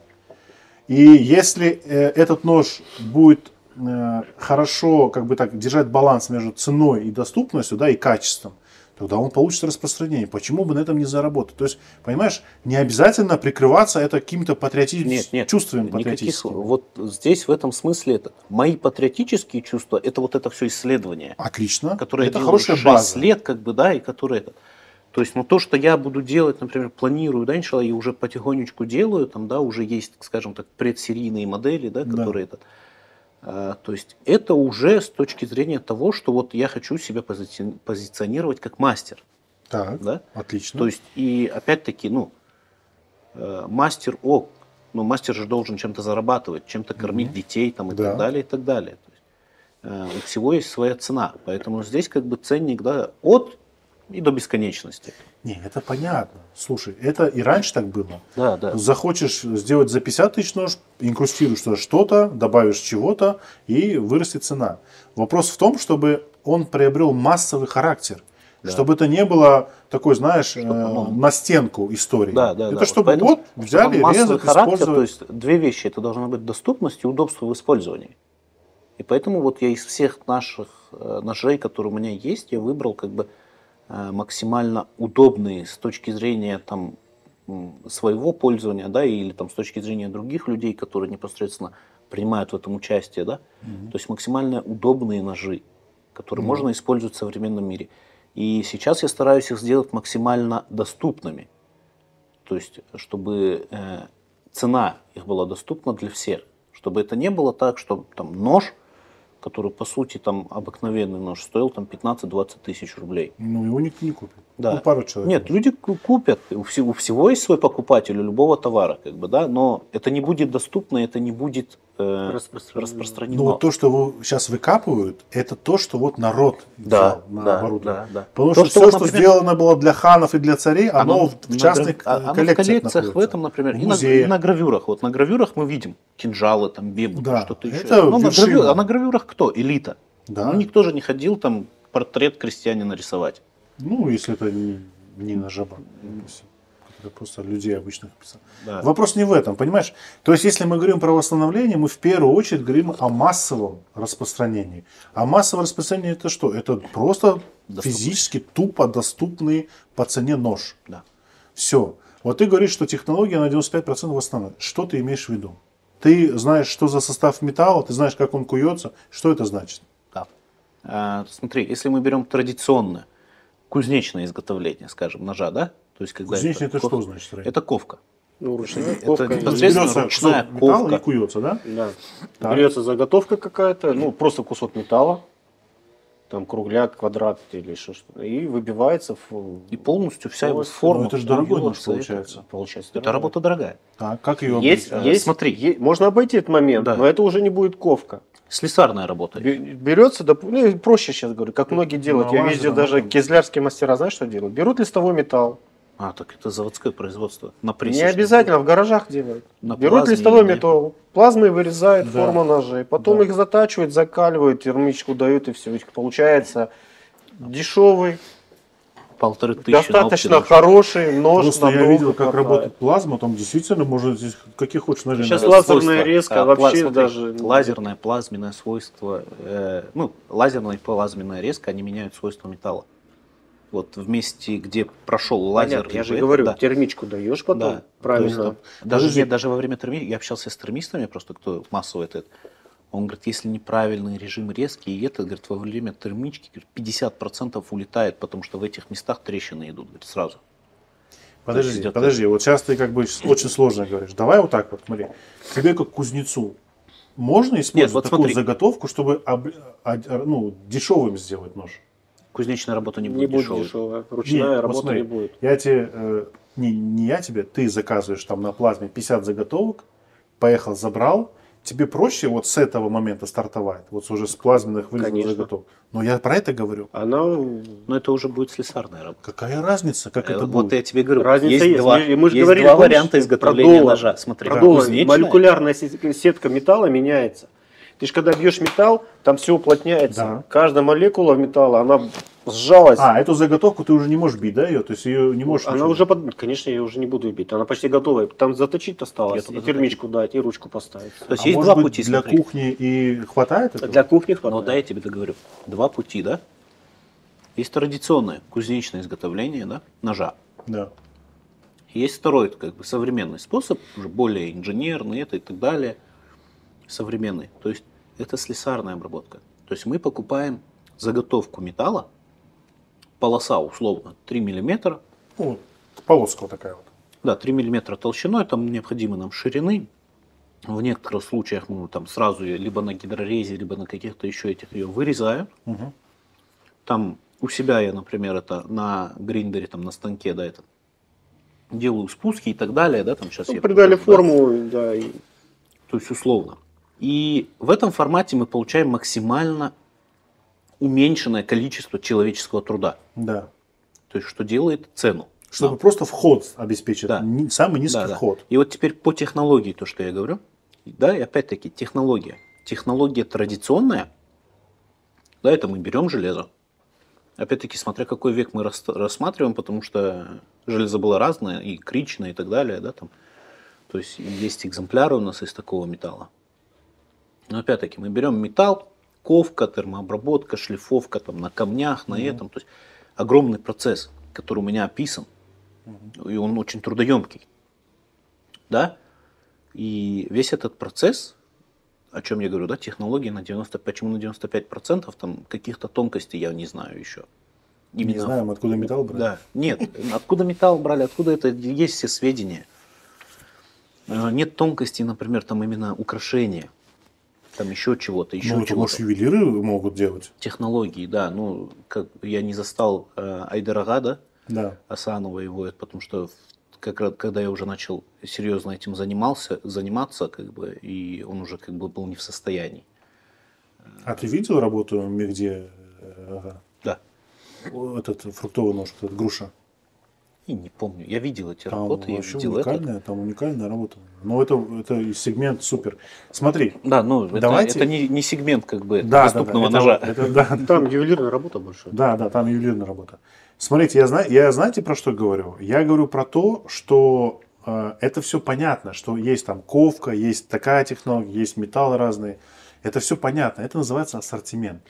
То есть, если ввести в обиход понятие, название крымско-татарский нож, который, что это значит? Это значит форма определенная и определенная технология, рукоятка, там вот все, чтобы он был похож.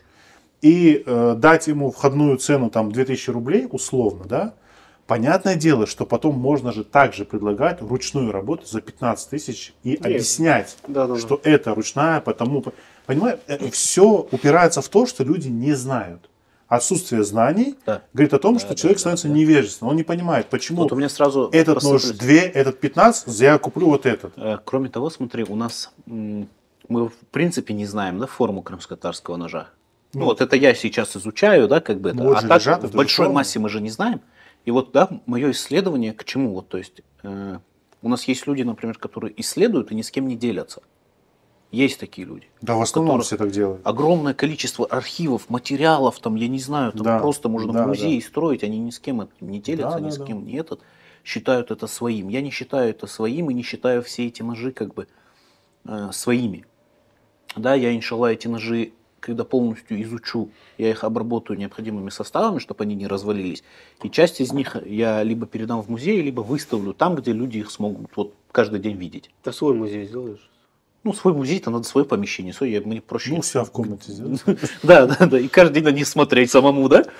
Потому что вот то, что у себя в комнате, ты говоришь, это участь очень большого количества наших артефактов. Ну, это, конечно. Когда я там ходил по барахолке нашей антикварной там, и разговаривал с ребятами этими, там, говорит, говорит, а вот это, говорит, там, один из советников там того-то, того-то, да, он, говорит, там скупил все, что, говорит, можно было скупить. Да, Ты тоже У слышал? него все это, говорит, в охотничьем домике висит, да я его знаю лично, просто не буду говорить, кто это. Да, это Это естественно. все у него вот в охотничьем домике висит, и все, как бы, понимаешь? У нас есть единицы людей, такие, например, вот как Эльвир Аметов, да, судаки, АПМ МДС, да, он дома музей у себя сделал, и, пожалуйста, ходите, смотрите это. Но все это он покупал на свои деньги. Точно так же, Подожди, как, мы например, сейчас я уходим, покупаю всё мы сейчас это. уходим Да, в да. дебри. Давай частные коллекции не трогать. Вот эти люди, которые их держат, они уходят, и за ними приходят люди, которым это не нужно, и они это все продают очень Да. быстро и легко. У нас То есть очень много таких... это наследие, оно еще всплывет. Я архивов. точно в этом уверен. Вот просто вот похороненных Главное, архивов. чтобы она в металлоприемнике не оказалась. Не, ну слушай, сейчас народ уже грамотный. Сейчас все уже на Авито идут, на eBay идут. Да, И, да, кстати, сразу сфоткал, Да, что это то вообще? есть в итоге деньги решают все. И я считаю, что вот это, кстати, наследие, оно не потеряно. Оно просто сейчас висит в частных коллекциях. Оно в частных Потом оно коллекциях все это очень дело большом количестве. оно по-любому вернется в Крым, просто время должно пройти. Наша задача, как вот таких обычных, да, ребят, которые не равнодушны ко всему этому, задача просто внедрить часть утраченной культуры в обычный быт. Да, это самая простая задача и самая сложная в тот же момент.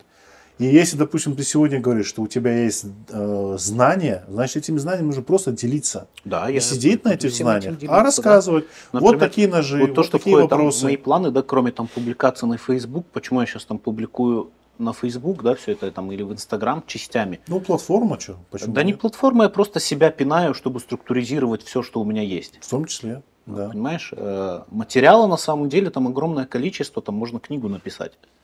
Реально, то есть, ну, материала очень много я собрал. И я вот сейчас стараюсь это все структуризировать. Это вообще в планах есть создать именно каталог. Каталог, где будут, да, крымско-татарские ножи наши, будут они описаны, все это сделано, все это. И вот этот вот материал моего исследования, да, который это. То есть все это красиво оформлено, чтобы это было и доступно. И это. Естественно, я все это в общий доступ буду публиковать, чтобы любой человек мог это взять, изучить, если ему интересно. Взять это для того, чтобы сделать какое-то другое исследование, например. Ну, в Потому том что числе там- опираясь на твое Да, исследование. да, да. Смотри. Поэтому я стараюсь максимально проверенные источники использовать, привлекаю историков, археологов, да, чтобы, когда уже мое исследование выйдет, чтобы на него можно было опираться. У нас есть такая ошибка у некоторых людей, они делают какое-либо исследование, но публикуют это в формате как бы такая художественная самодеятельность. Ну, да, не ссылаясь никуда. Да, ничего. да. И на это потом нельзя опереться. Потому что, ну, скажем, люди это примут, но решает что? Решает научное сообщество, скажем так, да? То есть в дальнейшем, чтобы на это опираться, люди Ну, должны это как бы, ну, подтвердить. Ну, это понятно. Вот смотри, вот допустим, у тебя есть наработка там вот с обоснованиями. Сейчас, чтобы есть люди, которые хотят эти ножи делать, Да. другие люди. Да. Вот просто я хочу делать ножи. Да. Допустим, какой-то предприниматель, у него нравится эта идея. Вот эта информация по ножам, вообще технология, она доступна же сейчас, правильно? То есть сегодня можно начать это просто производство этого ножа. Для этого нужно, наверное, создать каталог, описание каждого Но ножа. смотри, либо люди должны дождаться того, что опубликую я, потому что, я собрал со всех источников, максимально со всех, да? Либо Ну, сами. значит, не со всех, раз мы названия не знаем этих ножей. А они же по-любому Ну, есть названия. Сейчас, может, Пока кто-нибудь нет, напишет в пока комментариях, да. То скажет, есть, я вот знаю. На данный момент, то есть вот со всех доступных мне, скажем так, источников, Да, да. скажем так, да, то есть либо просто вот взять человек, да, которому это интересно, как я в свое время, и изучить. В принципе, такой необходимости нет, потому что, да, поиск. потому Ну, что это я, очень долго. я Очень скоро дорого, это все и опять же, опубликую. это как бы, останется да. только в системе разговоров. Нужно вот тебе сейчас взять, вот, Да, то есть, вот берешь вот тот нож, да, который ты реставрировал, вот это, да, где аналог его, здесь есть он? Берешь, вот, 2 фотографии, Было, стало. все, пишешь, да, и да, это все мы так и будем делать. все, вперед за орденами, делается кузнечная ручная работа, идеальный там с инкрустацией, с косями, там все хорошие Эталоны ножны, такие, да. И делается обиходный, Да. Вот я про это говорю. вырезаешь, точишь, но тоже из хорошего металла, чтобы Да. люди не Ну жаловались. вот сейчас, да, например, И вот тогда вот его цена, допустим, будет моделька. одного 1000 рублей, да, а вот на другой ты зарабатываешь нормальные деньги. Хотя не факт, потому что количество может быть победит. количество, да. Ну подожди, я, допустим, да, вот я обычный там среднестатистический крымский татарин. Пользователь, Мне нужен домой обычный нож. Ну, Хороший короче, нож, да, да. это длинноватый. Просто хлеб, обычный, вот все об этом, все понимают, о чем я говорю. Если он будет стоить 1000 рублей, и он будет более-менее нормальным, вот в быту, он разойдется только так. То есть к нему нужно будет просто сделать какой-то футляр, я не знаю, или какие-то ножны сделать. Если это столовый нож, ему не обязательно Или футляры вообще ничего ножны. делать, да. По желанию подарочная Какая-то коробочка. подарочная упаковка, может, какая-то. То есть, и если это будет стоить условно 1000 рублей, они же реально будут пользоваться спросом. Вот я к этому и говорю, что можно сделать эконом-вариант, это вот Нужно из хорошего металла. Ну, вот смотри, да, вот сейчас я выбрал как первый прототип вот такой форм-фактор Так. ножика. Наш Да. крымско-татарский, но Да. все форма, все сделано, в принципе, из доступной стали, как бы российского производства. Максимально доступные материалы и максимально доступная технология, то есть с использованием ЧПУ станков и с минимальным как бы, количеством ручного труда. Для Всё. чего? Чтобы это было массово. Да, Ну. сейчас он еще как бы в формате, скажем, бета-версии, да. Здесь предусматривается еще у нас ножны кожаные, да. И этот нож, кроме того, что Апай очень сильно у меня заценила, то есть на кухню там удобно, там овощи, Овощи, чистить, да, там маленькие, что-то это. аккуратно. Такой нож очень хорошо там в ножнах там с небольшой клипсой в карман ложится. В уличных Прекрасно. драках, да? Нет, я из таких людей, которые всегда ношу с собой нож, потому что это удобно. Что ты им делаешь? Да все. Яблочки чищу, кушаю, коробки открываю, нитки режу, что-то еще, что-то ковыряю. У меня что-то тоже это. То есть, будет все время с собой. ну вот, пока не подарили, когда у да. тебя есть нож, я тебе отвечаю, вот ты потом начинаешь думать, блин, да Так, как что я я раньше... еще могу этим Нет, ножом чё- сделать, да? почему- Как я вообще раньше без ножа ходил, знаешь? Это знаешь, я в свое время без машины жил. Сейчас машину купил, думаю, что мне Я раньше без него делал? раньше жил, да? Да. Вот Похоже. точно так же на этот. Похоже. А вот это нож, на самом вот очень хороший нож и форма Сколько хорошая. стоит такой нож? Вот эти ножи планируются где-то 3000. Смотри, вот такой аккуратный, классный нож. Ему бы пластиковые ножны еще. Кайдекс я планирую. И утопать вот так. Да. А еще бы, знаешь, вот Темляк. я понимаю, что традиционно все дела, но немножко добавить современности, вытащить сюда вот так как-то хвостовичок и туда, чтобы можно было шнурочек. Ну, есть, я уже отрисовал эту модель. Будет- Я уже будет круто. В автокаде сделал. Чего еще шнурок? нет. А, Темляк для темляк удобства повесить. удержания. Да, это чтобы можно было на руку намотать это раз, потом вытащить легко. А ножны именно, чтобы они вот заходили вот так. Не вот так вот были Мгм. ножны, торчал он, а вот так. И тогда будет вообще вот Ну, вообще, короче, Ему- есть такая ему теория, цены я не видел будет, на он- балканских форумах, что вот этот ножичек Я шел, вот, наверное, короче, себе понял, такой тоже сделаю. комплектом вот к таким ножам. То есть в двойных, ну, понял, в ножнах вот этот был, и вот И- этот сверху был. Ну, есть так это же же и непальские ножи Кукри, посмотри, там Да, два да, ножа комплект, маленьких два еще ножа. был. Вот сам Кукри, к нему Да, еще да. два маленьких ножа. А У точно. японцев тоже на катанах. Это у многих встречается, потому что это удобно. на Цубу самом видел деле. вот этот Да. цубу у них? Ты видел там вот эти вырезы? Да. Так это под маленькие вот такие ножички. То есть это у многих культур встречается, то есть двойные ножи. То есть есть один большой рабочий нож, да, условно, в нем лагерный вот нож, да, маленький, да, вот такого и с плана, ним даже маленький меньше. ножичек, А который вот там... чистить ничего не надо здесь, никакого упора не нужно, да? Удобно Какой чистить? упор? Удобно. Понимаешь? Ну вот, Можно, жена опять же, брала, пользовалась, можно- я его сейчас составляю. Можно вот я осовременить, Да, сделать мужскими, я же говорю, под темляк, а здесь сделать вот эти насечечку. чуть-чуть да, насечечки, да. чтобы палец не скользил якобы. Ну, Понимаешь, типа, да. Вот. Здесь не скользил. Да, да, да. Это, ну вот, я же говорю, сейчас это как Можно- бы бета-версия, да, чтобы обкатать, Можно посмотреть, фальш-гарду насколько удобно, сделать, насколько вот сюда это- вывести Чуть-чуть. вот такую, чтобы палец не съезжал. Ну, как будто бы для Ну, такого маленького не нужна она. Ну, Да, да, да, для обязательно, маленького вот, допустим, если вот он будет в коробочке лежать, Да. там должна быть бумажка, фотография оригинала Да, да, и так написано. будет. Описание. Нож сделан по модели, найденный там Да, в я, таком-то так и будет, местности. сначала я так и планирую, потому что, ну, просто купить нож, ну, его можно купить там за 300 рублей на рынке, да, а купить нож с историей, да, и хороший, как бы, из хороших материалов, это уже как бы другое. А вот по лезвию вот этому нормально там все? Ну, в Это, смысле, ну, в современном, скажем, понимании Он не достаточно считается, ты имеешь в виду хороший. холодное оружие? Нет, я имею в виду, вот в Качество. быту он Шикарно у меня по есть. практике заточить, не точить, вот эта вот история. Ну, Держит. например, вот из такого заточку металла у держит? меня нож дома есть, каждый день на кухне жена им пользуется, это там я их точу в лучшем случае. Знаешь, вот я думаю, Раз в полгода. не думаю, Точнее, да, в худшем случае, я раз в думаю, полгода. что вот тоже поддержишь меня. Нож бытового должен Не сильно острый быть и легко затачиваться. То есть Чтобы ты раз, взял, раз, пёмочку, пиалу да? перевернул, заточил, и все, вот дальше работает. Вот как Да. чахи узбекские, они так же и делаются. Да. Они там не из суперметалла. Потому что можно сделать этот нож, например, условно, купить сюда сталь там австрийскую, которая только железка будет стоить, там вот просто полоска металла 5000 рублей будет стоить. Не, это все Но понятно. ты его не наточишь без алмазов. Вот Да, есть ты алмазные будешь искать заточные человека, бруски, специалиста, отдашь который 1500 за наточит. заточку.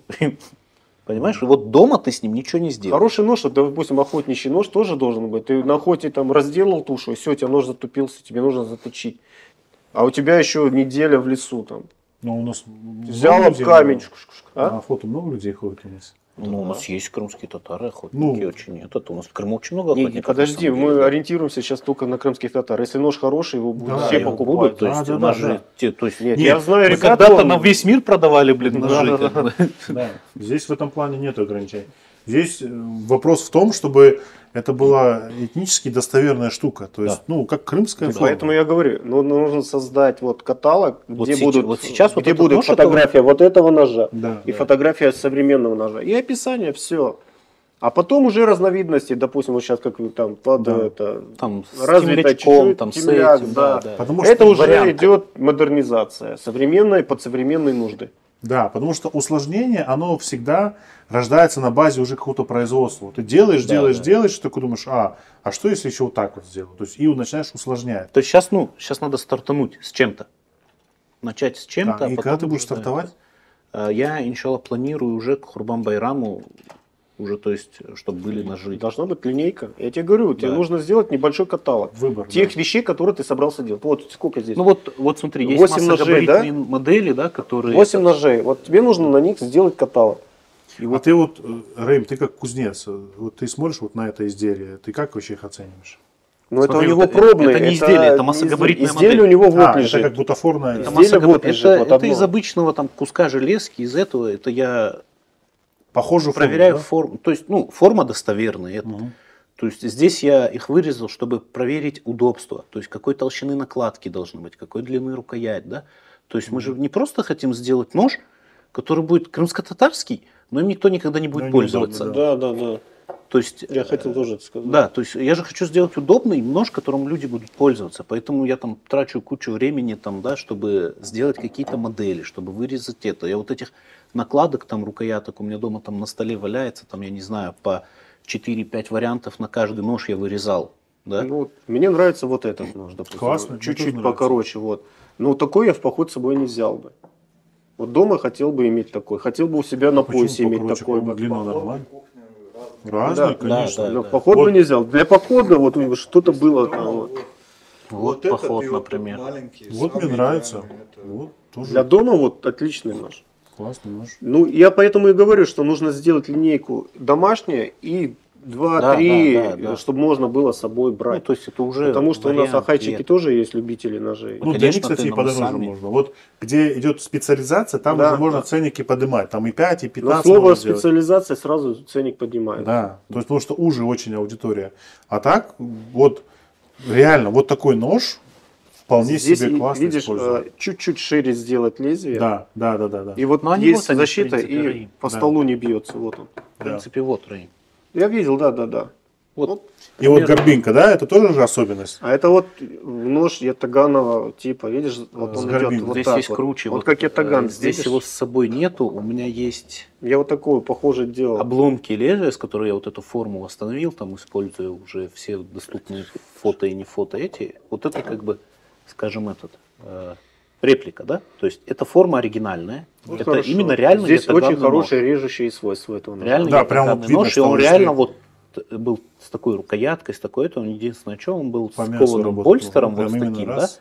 Но поскольку я делаю чуть-чуть это проще и, скажем, ближе к современному варианту, да, чтобы это было людям ближе сейчас, да, то есть это, ну вот это реально вот ятаганный нож, о котором там очень Ну, часто какое вот люди его слышат. применение, вот прямое? Как ты Любое. думаешь? Вообще любое. Это очень Вообще универсальный, универсальный. реально универсальный. Вот смотри, нож. за счет вот этого он и мясо хорошо будет разделывать, Да. и да, ну все, любые фрукты, овощи. Как можно мастер-нож, делать. да, получается?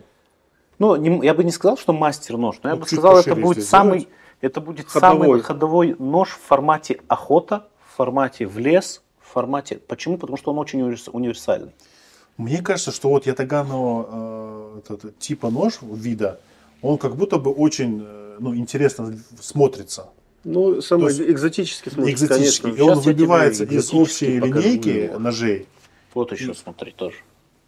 Здесь пистолетная рукоятка. Да. Да, здесь прям как будто бы вообще вот, И он тоже мушкет такой же, напоминает этот, чем-то. как бы это. То есть есть По очень своей- много вариантов и вариаций. Это все. А, вот рукоятка. Я думаю, Да. такая рукоятка маленькая. Нет, нет, нет. Нет, это Там и здесь- тоже, смотри, то есть рукоятка сложная, да, возвращаясь Да. к технологии. То есть там дерево с медными обкладками, она Обкладками. составная там из нескольких частей. А поэтому это, то есть там дол, не дол. То есть, Так, всё это. у нас очень мало времени осталось. Давайте еще вот один момент скажите мне про клеймирование. Вот эти клеймы, которые стоят на ножах. Информация есть по ним вообще? Нету. Это просто Печать. мастера ставили печать, да, свои? Смотри, есть у нас только предположение, то есть есть мастера, есть артели, гильдии, да, условно. И, скажем, территориальная какая-то принадлежность, потому что там Васгрим писал, что там ставили не клеймы каких-то мастеров, да, а клейма Харасубазарские, он писал. То есть, скорее всего, были Региональные? территориальные объединения, которые ставили определенные клеймы. Ну, как потому тамга, что- да, получается? Да. Ну, это и есть тамга. Ну, как это бы же печать. подпись, по сути. Это Да. же подпись мастера. Вот Подпись такой, я в мастера, интернете это. видел у мужика одного, он показывал, точно такой же был клеймо. Они есть очень много похожих, их очень много это. То есть Правда, непонятно, они что очень часто встречаются с несколькими символами, которые один может, например, означать мастера, второй там гильдию. Ну, условно, составной, да, артель, получается? Да.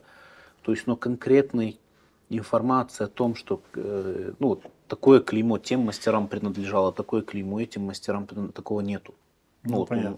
мне еще не удалось Ну, найти. информация, я И думаю, у что уже... скольких я спрашивал, Не знаю, никто найти. не... Я тоже, да, никогда интересовался этим по не- клеймам крымско-татарским, не находил информации. Может быть, в Турции есть в архивах? Там уже тоже много всего хранится.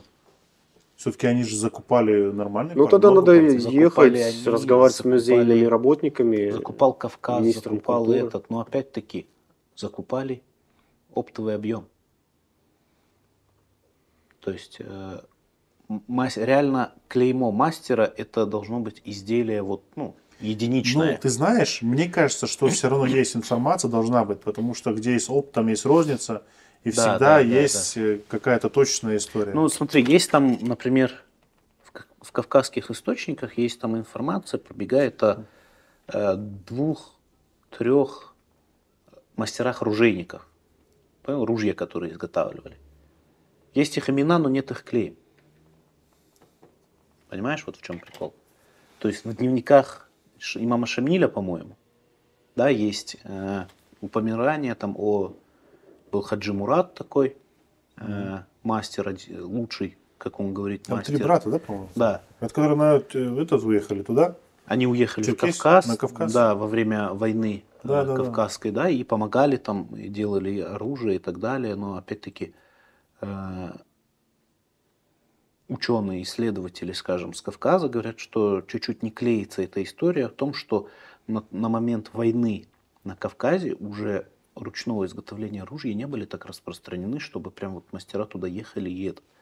Возможно, они помогали, что-то изготавливали, да, либо я там читал про это, ремонтировали, либо это, да. Но это уже было не то время, когда ружья делали руками, да, скажем так. Ну, то, что ты имеешь в виду мануфактурное производство Да, было? да, да. А еще слухи ходят, что, допустим, турки выкупали наши изделия и ставили свои клеймы на них. Ну, подделывали. Да, это вот это Не подделывали, клеймы ставили. Клеймы писали, да. Импортозамещение, получается? Ну, не импортозамещение. Да, это- через Беларусь. Ну, а что? Вот брали вот такие вот, допустим, работы без клеем, да, или клеймы сверху ставили. Или свои. заранее заказывали 1000 штук, чтобы без клейма были, и Это брендировали вполне, сами. ну, то есть Очень сейчас тебе, ценилось, пожалуйста, да. с Китая заказываешь тебе за 100 рублей. любую То есть тут наклейку просто сделают. шло качество, да, которое было, ну, как бы уже На проверено. уровне. Да. И, допустим, если я мастер, мне просто чуть больше дают денег, я клеймо не ставлю, продаю. Ну, какая разница, у меня заказ, у меня Какая разница? работники, Я и дети так все признанный, накормлены. да. А, Не, ну опять-таки сейчас есть мастера, например, я знаю, там японские мастера, у него реально там крутая мастерская, крутое имя, там, да, Кико Мацуда, там остальные. Он делает свою авторскую линейку, но еще он делает клинки для предприятия такое, как СОГ, да, это очень крутые ножи тоже, но это считается заводское исполнение. Но их делает тот мастер. ну, это понятно. В массе. Это уже немножко другая история. То есть он их делает, может, чуть-чуть проще. Ну, тогда это тоже делалось, как бы. Тогда это тоже, то есть... Но если, знаешь, если такой мастер такого уровня поработает с такой работой, он все равно сделает лучше, чем среднестатистический. Да. То есть у него же больше опыта в любом случае. Да. И еще, последний момент еще. Там, мы очень много чего не обсудили, если честно. Мы как бы еще раз встретимся, как раз ножи будут готовы, да? Да. Все, смотри. Уже это. Насчет реставрации, Раим, скажи, вот я просто помню, что ты реставрировал ятаганы старые, это там по рисункам, по чертежам. Вот эта работа реконструировал и создавал же. Ты создавал новый или просто реконструировал? Делал, и сейчас буду делать. Вот. Мне заказ. Скажи про это вообще, вот этот рынок, он есть? То есть заказы поступают по изготовлению вот этих вот сабель, ятаганов? Реплик. Ну, сейчас на данный момент, да, реплики очень слабо. У людей другие интересы и другие Ну заботы, да, к сожалению, так получается. А вообще, да, был как большой наплыв. Это же эксклюзивные работы. Да. Ты их нигде не купишь. У людей практически сейчас все есть. Телефоны, машины и все остальное. И что подарить, тяжело иногда. А вот ручную работу, допустим, тот же ятаган, который нигде не купишь, ни в каком магазине. На Авито можно, конечно, купить, там старый даже можно купить. Но так, чтобы доступно было, обращаются к кузнецу. И стараешься сделать таким, как он должен был быть. И по свойствам тоже в том числе? Но свойства, чтобы повторить свойства, надо знать действительность, металл, качество металла. И тогда можно вот. приближенно к тому, как он был. Ну, реплика, то есть. Реально Точно, В первую копия, очередь визуальное копия. сходство, Да, да? да, В первую да. очередь. Вторая очередь, ты спрашиваешь, для чего тебе надо. На зарубы или просто на стену, да? Да, есть, я же говорю, я вот в среде реконструкторов, поэтому часто говорят, мне вот для реконструкции я буду это другая выступать на ринге. Да. А кто-то говорит, мне на стену надо, так, чтобы я мог кустик срубить. Красиво. И здесь... Историческая справка, да? На стену, и кустик можно. конечно, подвожу под законы, чтобы он не попадал понятно. под холодное оружие. Есть много всяких точек соприкосновения, и которые можно сделать так, что он не будет холодным оружием считаться. Заказы есть потихонечку, к сожалению. А сам ты вот эту вот базу обосновательную, ты сам изучаешь вообще оружейную эту историю? Ну, интернет, слава богу, есть. Много информации сейчас можно найти. Да, Ну, то есть стараешься сам тоже изучать, да, Да. эту тему? Ну, а Потому что ятагана по-другому форма его тоже огромное количество, даже их турецких. около в 30 Турции. видов, по-моему. Плюс, Ятагана. да, самой формы.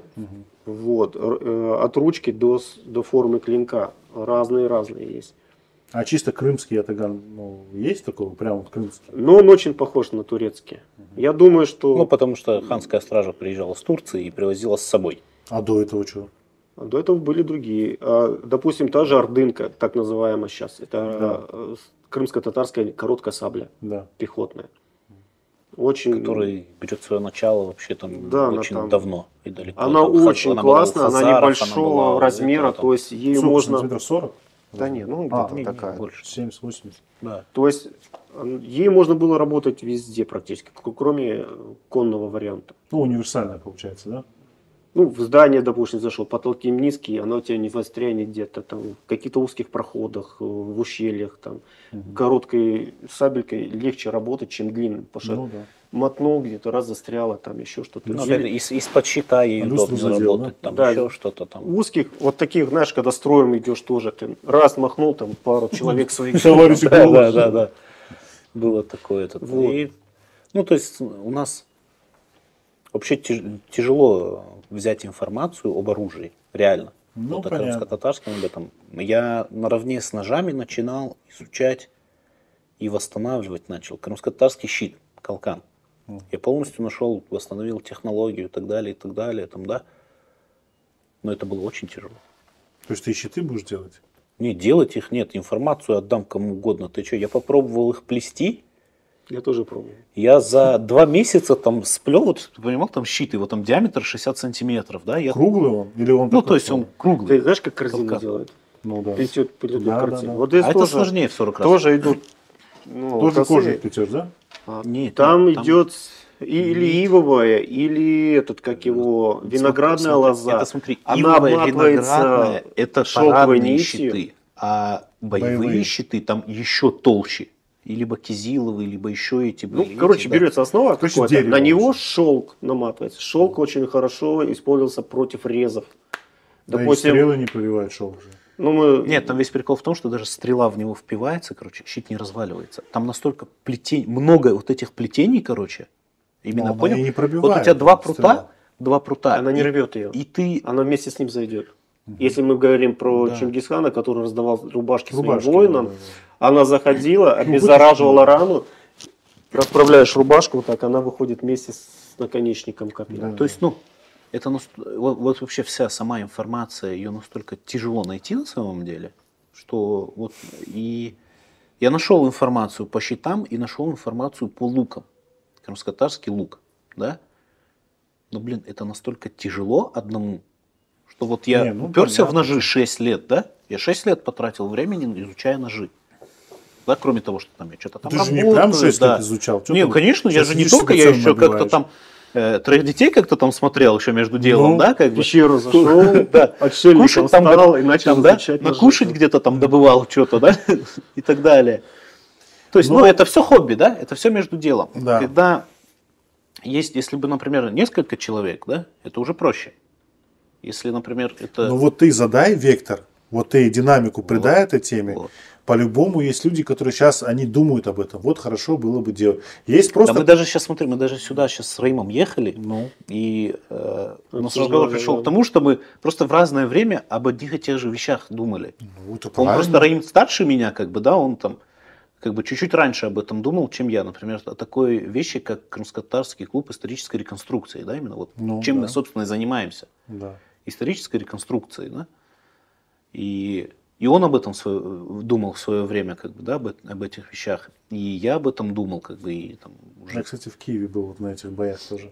Попал. Я и здесь, и по Крыму везде был. Ездил в Ивано-Франковск, И там прям жесткий завод. Ужгород, Прям Львов, жесткий. я там работал. Ну, там сам по себе вид спорта. Я такой. просто когда вот сам увидел его вживую, это там жесткие зарубы вообще. Прям Да. лупят как Ну, вот своей у меня силой. плечо сломано, ключица, Поймал, да? два ребра и лопатка за один раз. Один удар это? Ну, не то, что Один один бой. удар, за один бой. Нормально. Напропускал, да? Что-то броня немножко недоработана. Да? Ну, у меня, видишь, я делал, старался правильный доспех сделать, современный. Ну, не современный, а в то время. Он у меня был войлочный, обшитый кожей. Стеганый войлочный, Да, это как должен быть. доспех большинства как бы в крымской Ну да, армии. уже. Да. Войлочный стег. То есть, А ребята, которые работали со мной, были в латники, Европе. да? Латники. В Европе, да. Меня сбили с ног, и двое латников на меня сверху просто. Шлем-то у меня железный же, голова выдержала, а вот тело у меня... Упали просто или что? Ну, меня сбили с ног, Ну, и попинали я, просто. получается, я мертвый. Если упал, все, не встаешь. Да. И сверху падает где-то килограмм 250-300 на меня. И меня вот этим плечом вмяли в землю. Так ты, получается, не в бою это раны получил, а уже Это же бой. тоже бой. считается, да? Ну да. Время-то боя. Считаешь, это что всё конь это. упал, да? Да, один раз мне попали, разрубили у меня кольчугу на шлеме. У меня вот здесь шрам был, вот этот мечом здесь порезали. Киношный шрам, да, получается? Какой? Киношный. Фотогеничный. Ну, в кино обычно вот здесь шрам. Такие шрамы специально иногда делали. Не, я просто, знаешь, ну, я же думал как, там же делать, когда вот эти оружие создается, есть для показухи, когда просто на парадах ходят красивые, а есть именно кто вот рубится, то есть Ну, это турнирный меч. турнирный, да. И вот я когда турнирный бой увидел, это вообще такое зрелище интересное. Ну, оно интересное и опасное. И поэтому опасное, да, да. Травматично очень. Да, нет, Меня никакой один раз романтики, знаешь. Перебили тоже вот этот палец, перебили. Здесь у меня щит, и здесь не было, только латная перчатка. 2 щита нужно было. А да, наверное. И Как побольше Илья Муромец в мультфильме с двумя Да, да. щитами залетел. всех раскидал и Двойная все. защита получается. Да, то есть тема очень интересная. Так, ну, Упираемся. в общем, эта тема действительно очень интересна. Я уверен, что многим она интересна. И тем, кто хочет это делать, кто простым там, да, выдумщикам, кто хочет просто производить, делать. В общем, ну, это всегда полезно вообще. Даже если ты сейчас один, там, что-то копаешь, что-то вытаскиваешь, в любом случае, вовремя поданный вот такая вот, да, вектор движения, он всегда работает на восстановление. Поэтому я думаю, что тебе просто нужно не затягивать с этим делом, а вот уже делать новые вот эти ножи, показать, как это все смотрится. Нет, я стараюсь, Концепт. сейчас максимально стараюсь не затягивать, потому что, ну, в любом случае, это хобби. Ну, подожди, 100% ну, времени туда вложить пока слушай, не получается, да. настоящее хобби, оно всегда больше всего денег приносит. Я Это знаю. всегда так было. Поэтому, если ты... Я к чему это говорю? Покажешь пример, вот концепция, вот нож был, вот такой концепт сделали, вот так можно делать, вот так можно делать, и это сразу зацветет бурным цветом. То есть появятся люди, которые захотят его использовать, захотят делать его, и появится ассортимент, правильно, Раим? И у Раима работа появится на эксклюзивные какие-то вещи. А это в принципе нет. То есть, мне уже там, да, в Фейсбуке писали, там, один человек писал, вот типа я там делаю ножи туда-сюда, вот, хотел бы там узнать, какие формы, там, то все, крымско-татарские эти, как бы. Проблем нет, я всем этим буду делиться. За Потому деньги. что- Нет, Дилик, это, ну, это Ты исследование. курсы я же не продавай, делаю. какого большие учить? деньги. Какого Не, ну, же я, курсы? я же не этот, как бы, да, я нормально, научу всё. вас делать крымско-татарские ножи, да? Но время еще не пришло. Не, на самом деле у нас всех семьи есть, дети есть, надо и зарабатывать тоже уметь. на Да, этом. да. То есть, Не, ну, просто понимаешь, Раим, вот честно говоря, когда В люди одном стесняются, энтузиазме, да, ну, не выйти. стесняются, говорят, да я это не для денег, это я просто, чтобы вот народ знал, что у нас такой нож был. Да, это нет, вообще я никому не интересно. исследование для людей. Сделай нормальный нож. Ну, Вот я же буду делать. одна домохозяйка делать. купит, вот так картошку почистит, да, и понравится, и все, и Всем потом расскажет. все Сарафанное время радио. будешь ножами Да, да, заниматься. Уже потом основной свой профиль забудешь, и будешь чисто как это. Ну, ничего, я к этому стремлюсь, чтобы это стало основным РНС моим Пычак будешь у заработком. всех записан. Основным заработком. Смех. В общем, Саунс, что пришли, еще раз встретимся обязательно. Там, Эрнест, чуть продвинешься, как раз, Раим, ты саблю сделаешь. У тебя сейчас заказ, да, есть? Да, да. На Ятаган? Я тогда. Круто. А я сейчас делаю еще, реставрирую шашку крымского татарского казачества. А подожди, а ты ятаган уже начал делать? Нет, еще. Сейчас металл подбираю. А ты можешь мне сказать, когда ты начнешь его делать? Хорошо. Я же, помнишь, я тебе говорил, я хочу снять. Я тебе сделал, отдал уже, которые у меня были заготовки. А ты же говорил, что их не делал. Я его сделал. Но у тебя же есть мой номер. Да, да. Вот ты когда начнешь, ты мне позвони, скажи, я Я или напишу, или позвоню. несколько раз приеду, чтобы я хочу процесс создания снять ятагана. Ну, то есть, Хорошо, я понял. все, есть? Все, Саунс, тогда еще увидимся, кстати. Обязательно. Все.